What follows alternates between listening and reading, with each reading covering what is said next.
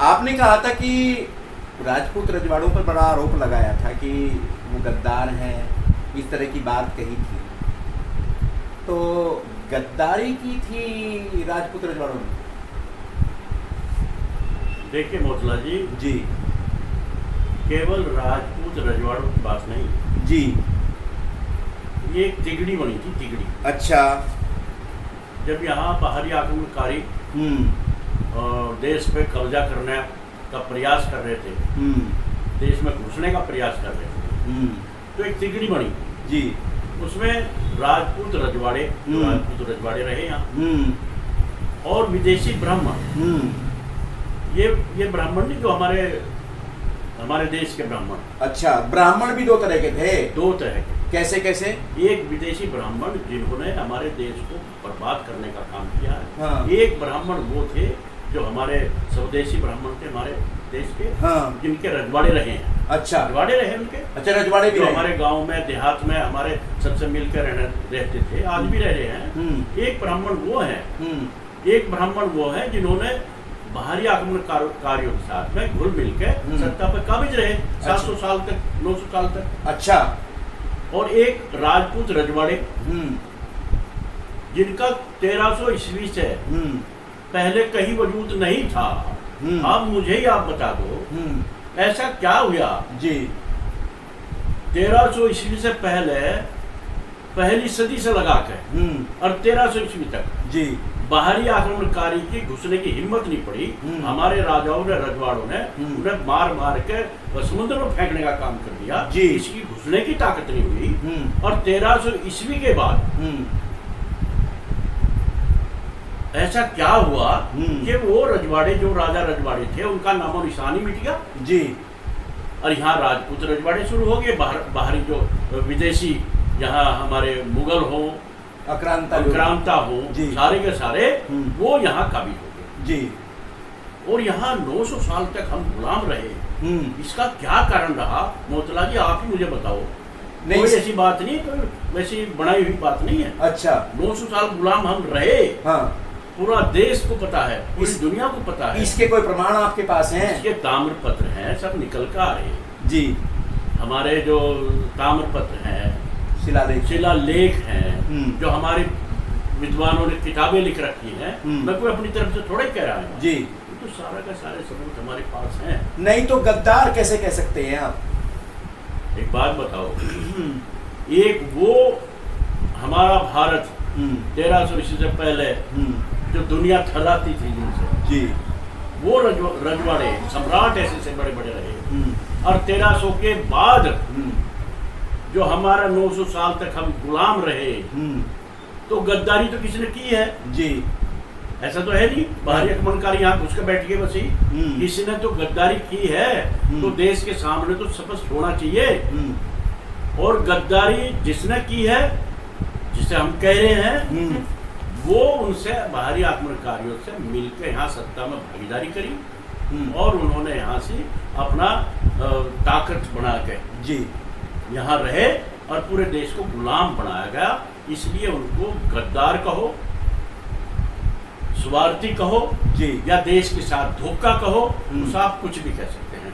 लेकिन यह तिगड़ी बनी थी उस टाइम, बाहरी आक्रमणकारियों की तिगड़ी बनी जी, विदेशी ब्राह्मणों की बनी, और ये राजपूत जो रजवाड़े रहे हैं यहाँ, इनकी तीनों की तिगड़ी बन के और देश को बर्बाद करने का काम किया।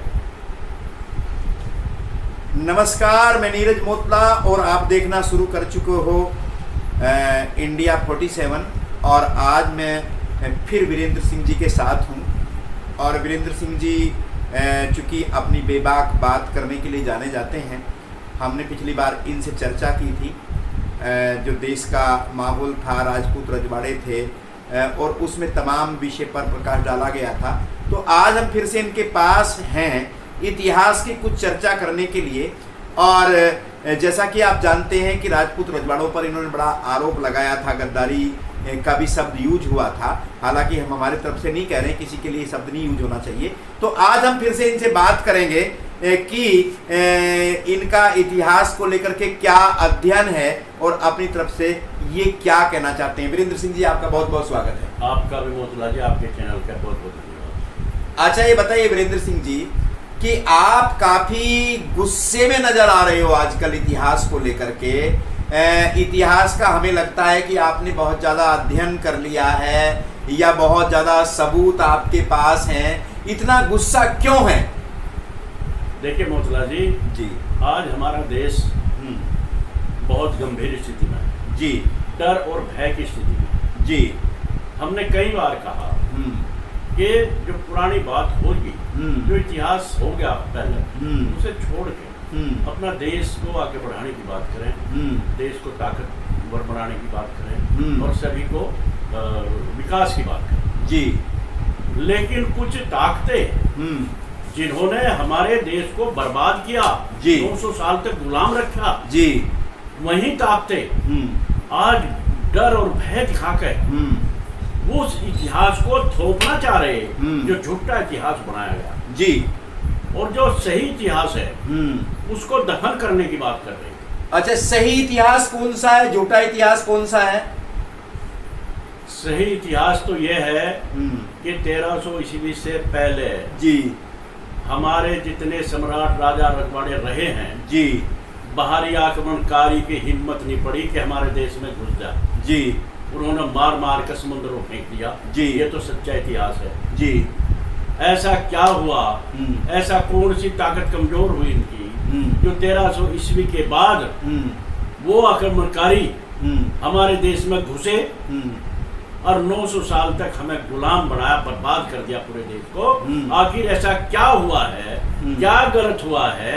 मोतला जी मुझे ही बता दो जी। मैं तो अपनी बात फिर बताऊंगा, लेकिन आप मुझे ये बताओ 1300 ईस्वी के बाद ऐसा क्या हुआ जी अचानक कि वो राजा रजवाड़े और सम्राट जिनके सामने दुनिया थर्राती थी जी, वो लुप्त हो गई और यहाँ बाहरी आक्रमणकारियों की सत्ता काबिज होगी और राजपूत रजवाड़े जिनका पहले कोई नामो निशान नहीं था जी, वो राजा रजवाड़े बन गए।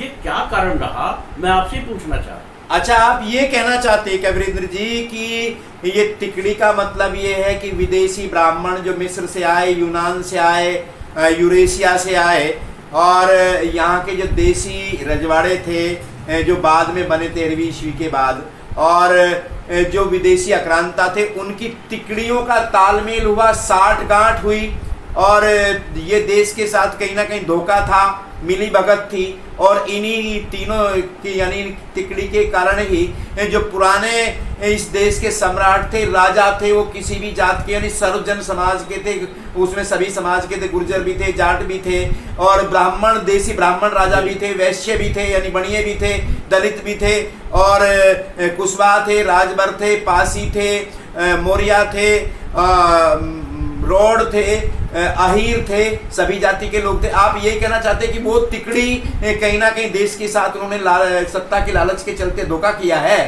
बिल्कुल, मैं यही आपसे कहना चाह रहा हूँ जी, और आपसे पूछना भी चाह रहा हूँ और देश से भी पूछना चाह रहा हूँ जी। सबको हमें मंथन करना चाहिए इस बात में जी कि ऐसा क्या गलत हुआ। हर समाज के, हर जाति के राजा रजवाड़े रहे और 1300 के बाद वो सारे के सारे इतने ताकतवर राजा रजवाड़े जो रहे वो लुप्त हो गए एकदम से और यहाँ बाहरी आक्रमणकारियों का शासन हुआ और जिसमें सिर्फ और सिर्फ यह तिगड़ी कामयाब हुई और इन्होंने 900 साल तक देश को बर्बाद करने का काम किया। इसमें कोई भेद नहीं है, ये सारी चीजें इतिहास में लिखी हुई है और सारी चीजें निकल कर ही सामने। अच्छा, तो आप ये कहना चाह रहे हैं कि जो ये तीन की तिकड़ी थी, विदेशी आक्रांता और जिनको आप विदेशी ब्राह्मण कह रहे हैं, यूनान से, मिस्र से और वहां से आने वाले देसी ब्राह्मण के तो राज भी रहे, राजा भी रहे, उनका कोई मतलब नहीं है। और ये जो राजपूत जो रजवाड़ों में शामिल हुए यानी आम राजपूत से इसका कोई मतलब नहीं है। इन्होंने कहीं ना कहीं देश के साथ धोखा किया और ये देश को के लिए गुलामी थोपी गई। बहुत बड़ा धोखा किया है। 900 साल अगर हमारा देश गुलाम रहा है तो इस तिगड़ी के कारण रहा है। तो क्या गुलाम इसी वजह से हुआ? गुलाम इसलिए रहा है, गुलाम इसीलिए रहा है, सबको मालूम है इस बात का।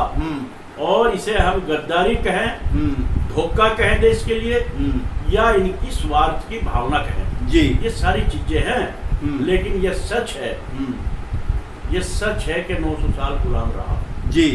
ये भी सच है, चाहे आप सारा निकाल कर देख लें, सारे ताम्र पत्र की है, पहले भी सब चीजें लिखी हुई, सारी किताबें निकली हुई जी, निकाल के देख लें, सारा का सारा यही मिलेगा कि पहले हम क्या थे और 1300 ईस्वी के बाद हम क्या हुए हैं और क्यों हुए हैं, ये सब देश के सामने अब आना चाहिए और हम सबको मिलकर ये साबित करना चाहिए कि कौन गद्दार रहा, कौन देश का वफादार रहा, कौन देश के लिए मिटता रहा है और कौन देश के को बर्बाद करके अपना स्वार्थ सिद्ध करता है।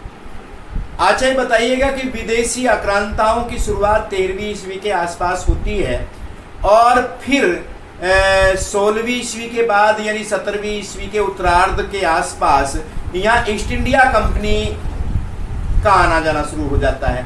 तो विदेशी आक्रांता जो पहले थे, खासकर मुगल थे, तुर्क थे, अरबिया के लोग थे या अफगान थे या उज्बेकिस्तान के तमाम लोग थे, उनकी सत्ताएं खत्म हो जाती हैं तो ईस्ट इंडिया कंपनी का प्रभाव बढ़ जाता है। लेकिन तब भी राजपूत रजवाड़े और जिनको आप ये ब्राह्मण करें, इनका तो अस्तित्व अंग्रेजों के साथ भी रहता है। तो क्या ये तिकड़ी यानी पीछे जो पहले जो आक्रमणकारी थे उनको छोड़ करके अंग्रेज जो आक्रमणकारी आए फिर उनसे मिल गए थे क्या?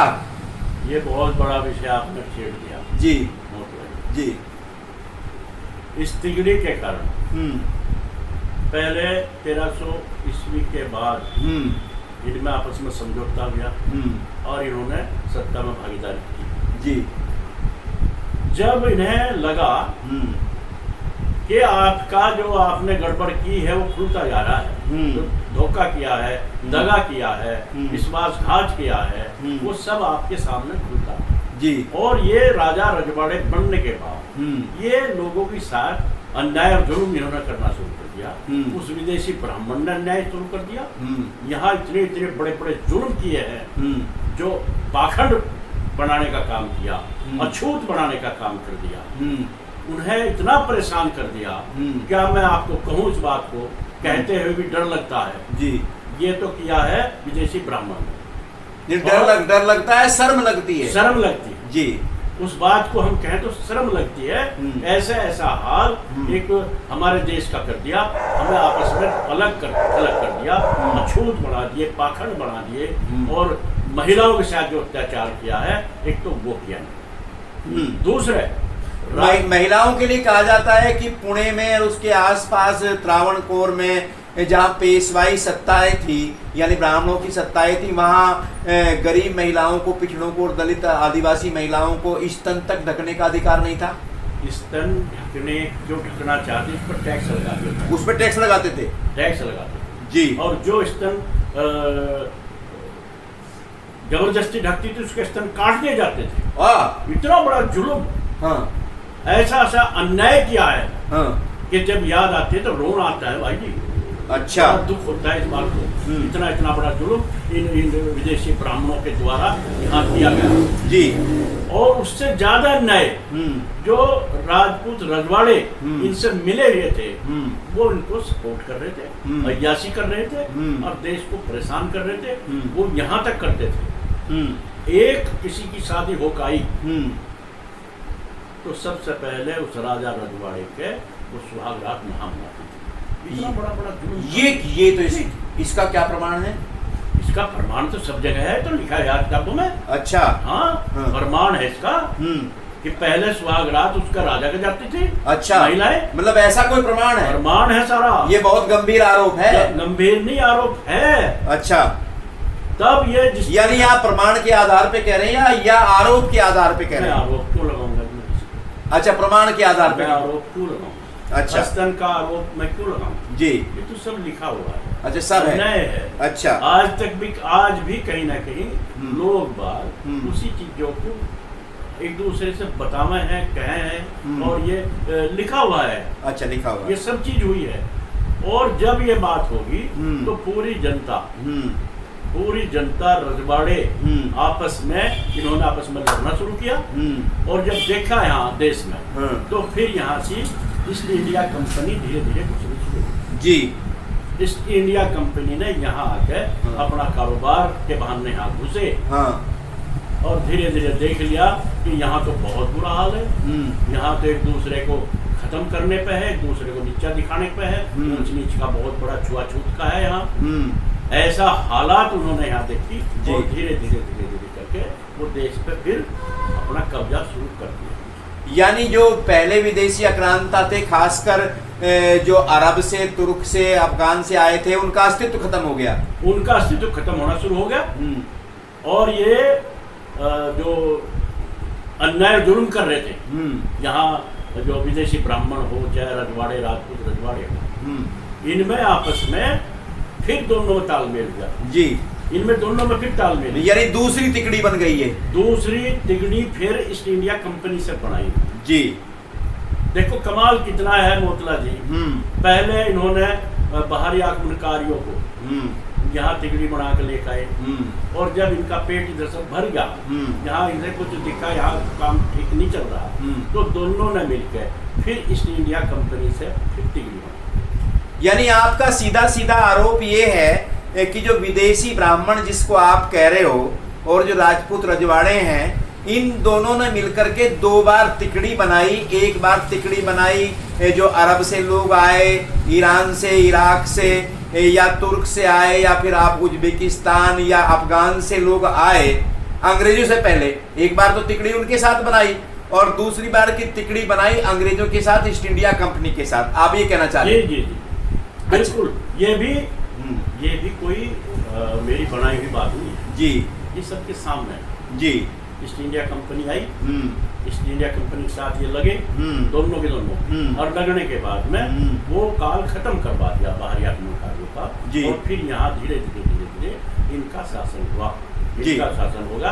ब्रिटिश हुकूमत आई, और ब्रिटिश हुकूमत आने के बाद भी ये राजा रजवाड़े रहे।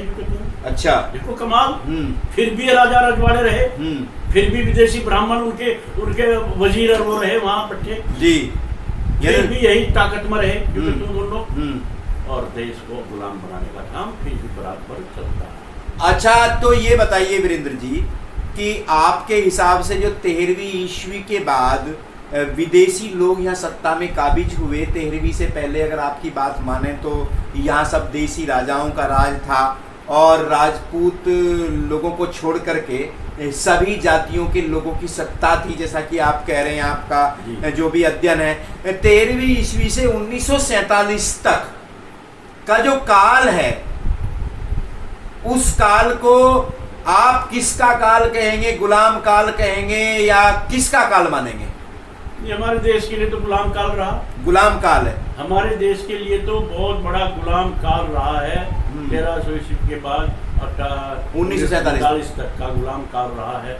और ये गुलाम काल बनाने वाले, मैं फिर आपको यही कह रहा, किसी को अच्छा लगे बुरा लगे मेरे से कोई मतलब नहीं है जी। ये सब सामने है लोगों के, और सब अध्ययन भी करो और देख लो।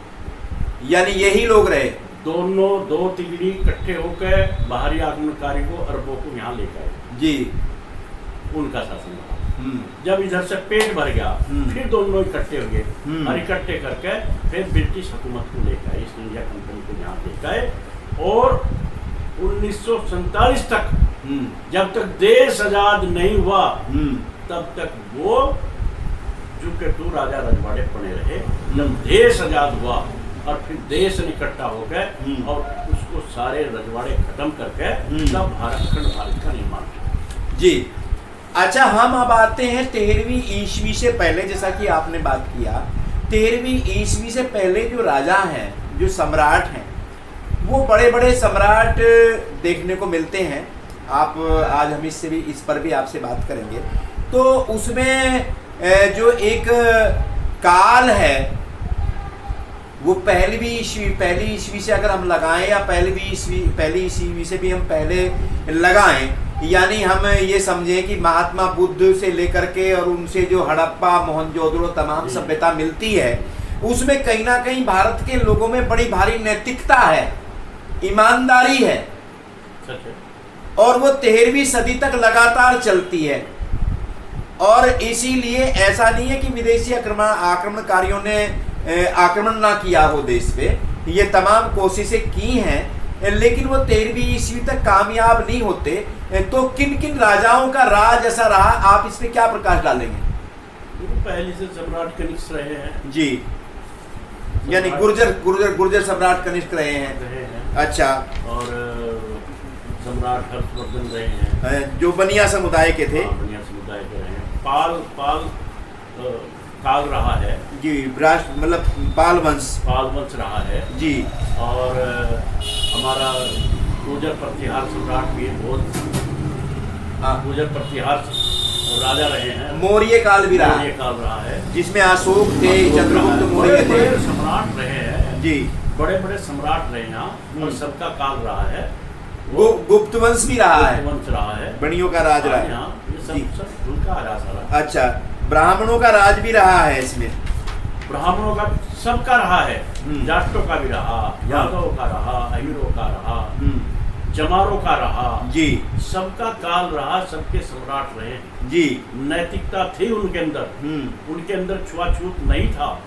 ये तो 1300 ईस्वी के बाद छुआछूत आया और इतिहास को ऐसा बदल दिया, पलट दिया सारा इतिहास कि सब खत्म करने का काम किया। ये तो इन्होंने बाद में किया सारा, नहीं तो पहले हर समुदाय